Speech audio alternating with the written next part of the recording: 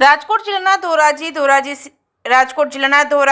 Dhoraji city police વિસ્તારમાં આજે વ્યાજખોરી અટકાવવા નવતર પ્રયોગ કરાયો હતો। ધોરાજી સિટી પોલીસ વિસ્તારમાં પોલીસ સ્ટેશન ખાતે લોન મેળાનું આયોજન કરાયું હતું।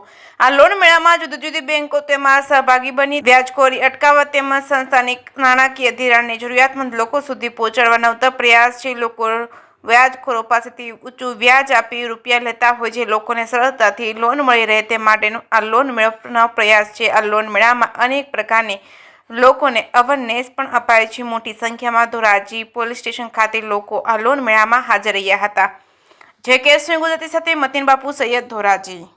આજરોજ ધોરાજી સિટી પોલીસ સ્ટેશન ખાતે એક લોન મેળાનું આયોજન કરવામાં આવ્યું છે।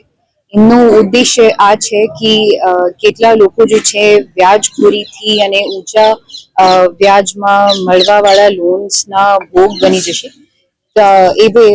એના માટે જો છે આ લોન મેળાના આયોજન કરવામાં આવે છે જેથી કોમન લોકોને જો છે સારા વ્યાજના રેટ્સમાં અને ઓછા રેટ્સમાં જો છે સરળતાથી ફોર્મલ લોન્સ અને ક્રેડિટ મળી શકે છે। આ આયોજનમાં 11 જેટલા બેન્કિંગ સંસ્થા છે ઉપસ્થિત છે જેમાં શેડ્યુલ કમર્શિયલ અને કોઓપરેટિવ બેંક્સ પણ છે અને 250 જેટલા લોકોની પાર્ટિસિપેશન છે।